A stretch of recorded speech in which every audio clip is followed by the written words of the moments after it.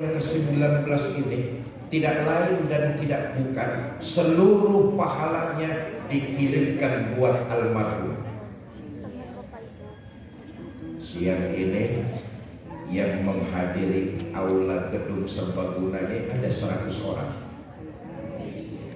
200 orang, 500 orang, 5.000 orang, campur yang goib di luar-luar sana. Saudara bayangkan, hari ini yang datang di indoor 500 orang, masing-masing kita dapat 1 pahala silaturahmi, nggak kekurangan.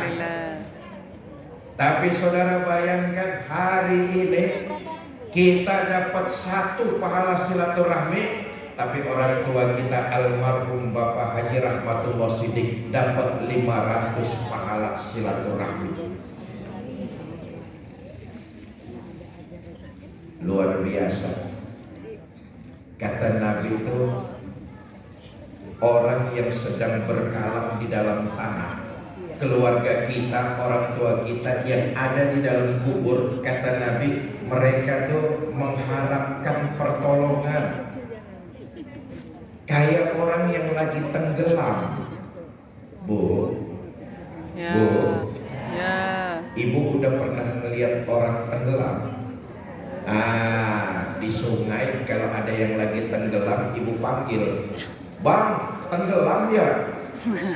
Oh, saya kasih beras bansos ya. Kira-kira yang lagi tenggelam mau apa tidak? Enggak lah. Saya kasih motor NMAX terbaru ya. Yang lagi tenggelam mau apa tidak? Begitulah orang yang lagi tenggelam, ditawarin materi dunia, dia akan nolak.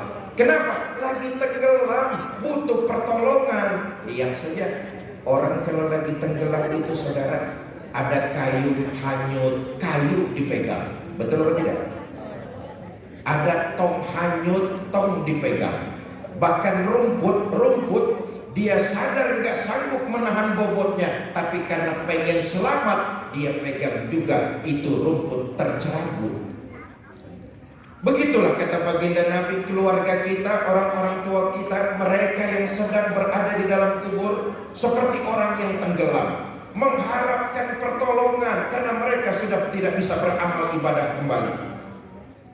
Pertolongan dari mana? Tidak lain dan tidak bukan dari kita, keluarga, teman, murid yang masih hidup di alam dunia. Dengan apa? Kiriman doa dan pahala ibadah yang kita lakukan di alam dunia. Kebangetan, kelewatan, keterlaluan. Punya anak ngaku sayang sama orang tua, tapi nggak ngirimin doa dan pahala ibadah kepada mereka. Kebangetan.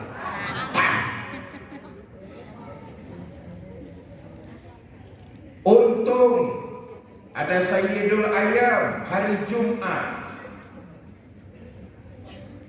Ketika khutbah kedua, khatib mengangkat kedua belah tangan berdoa, Allahumma gfir lil muslimin wal muslimat al ahya minhum wal amwat. Orang-orang tua yang anaknya nggak pernah ngirimin pahala kepada mereka masih dapat, tapi cuma 1 minggu sekali, yaitu hari Jumat. Bapak Ibu saudara-saudara, setiap kita adalah anak dari ibu dan bapak kita. Betul atau tidak? Betul. Setiap kita ini murid dari guru-guru kita. Kalau mereka masih ada, teruslah berbakti kepada keduanya. Tapi kalau mereka sudah tidak ada, kirimkan doa dan pahala ibadah kepada mereka sebagai bukti bentuk dari berbakti kita. Dari anak kepada kedua orang tua, dari murid kepada guru-guru kita. Saudara, hari ini birrul walidain, bukti dari berbaktinya ke-8 anak almarhum, haul yang ke-19. Semua ini tidak lain manfaatnya dikirimkan doa pahala itu buat almarhum. Enggak cuma tahlil, zikir, tahmid, doa dipanjatkan buat almarhum, enggak cuma itu.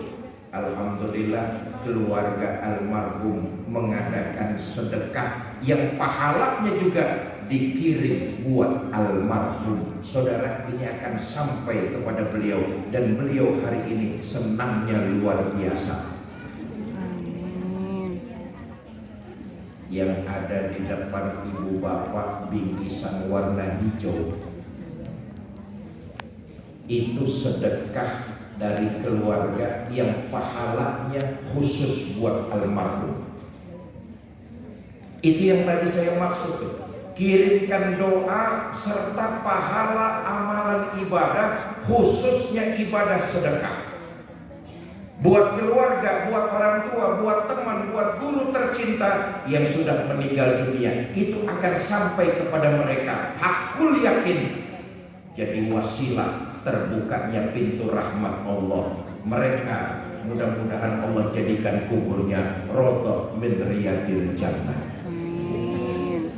Saya sadur dari kitab As'adur Rafiq, sarah dari kitab Sulamut Taufik, betapa keluarga yang melakukan sedekah pahalanya dikirim buat keluarga yang sudah meninggal dunia, sampai pahala itu kepada mereka dan menjadi rahmat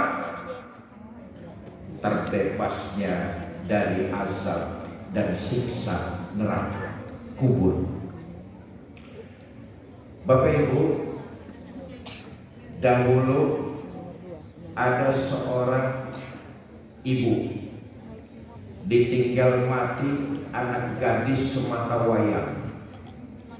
Karena punya anak gadis cuma satu, nih ibu kepikiran, siang terbayang, malam terkenang, makan gak enak, tidur pun tak nyenyak.